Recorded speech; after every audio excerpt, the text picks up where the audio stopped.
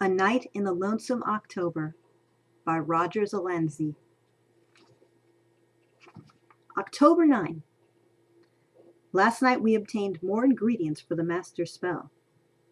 As we paused on a corner in Soho, the great detective and his companion came out of the fog and approached us.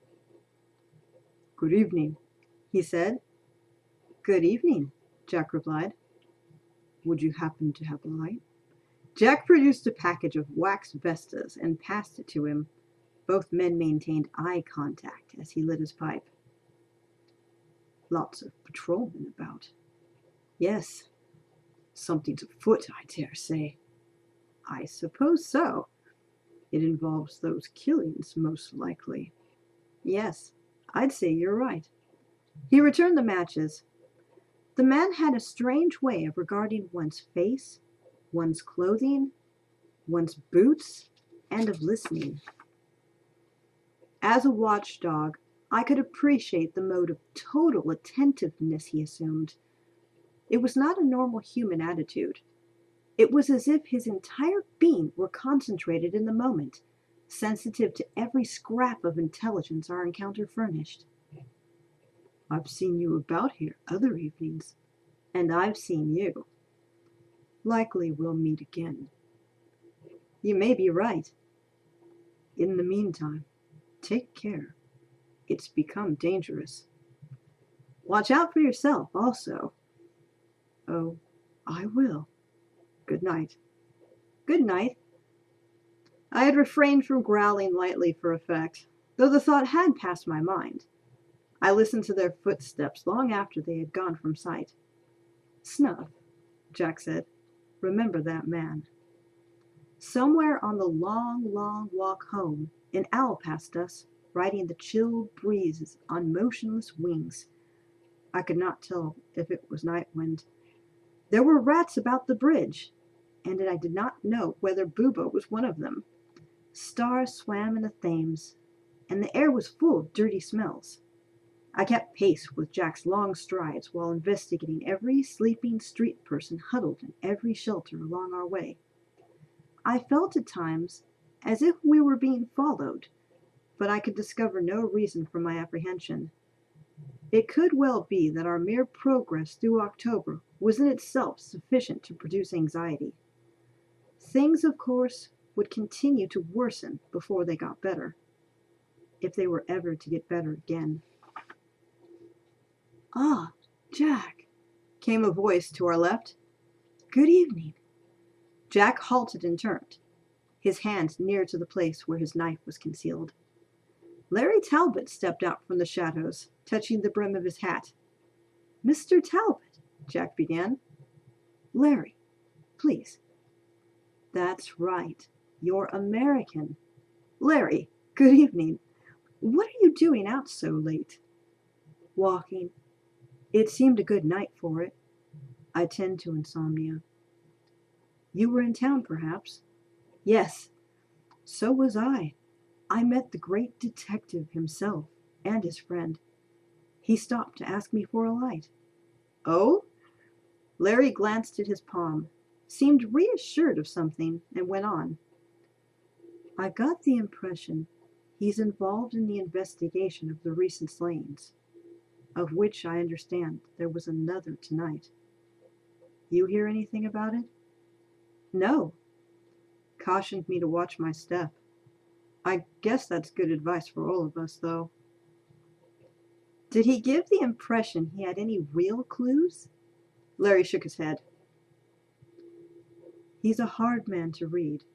His partner muttered something about dogs, though." "Interesting."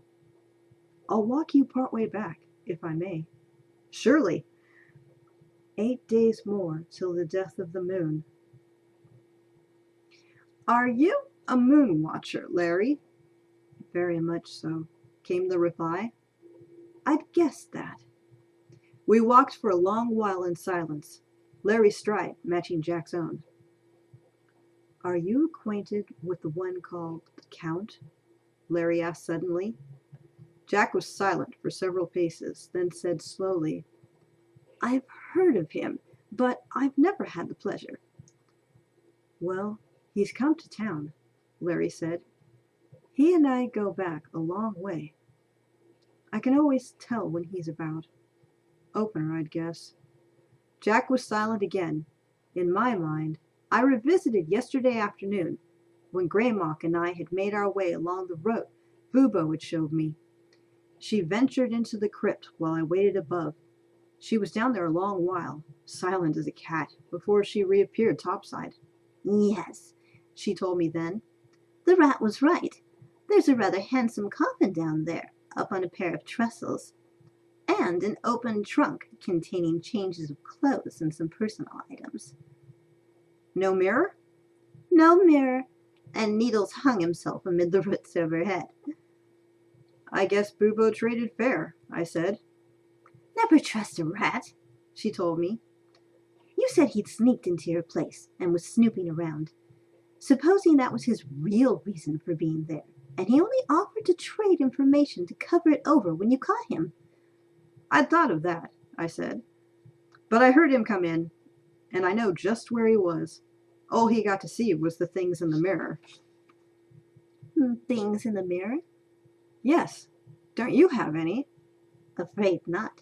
What do they do? Slither. Oh. Come on, I'll show you.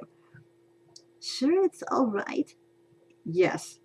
Later, she placed a paw against the reflection as she stared. You're right, she said. They slither. Change colors, too, when they get excited. Where did you get them? Deserted village in India. Everybody died of plague or run away from it. They must have a use. Yes.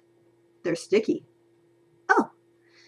I walked her back to Jill's, where she said, I can't invite you in or show you any of our stuff, I'm afraid. That's okay. Will you be prowling tonight? Have to go to town. Good luck. Thanks. Jack and I parted from Larry at the crossroads near his place and headed west toward our own. When we came into the yard, I smelled owl and saw Nightwind perched in the same tree Quicklime had visited. I growled a good evening, but he did not return it. I rushed inside first in the event he was a lookout, but there was no one there, and there were no odors of intruders. Everything was as it should be, just simple spying then. When there's nothing else to do, we watch each other. Jack went off to deal with his acquisition. I did dog nappery in the parlor.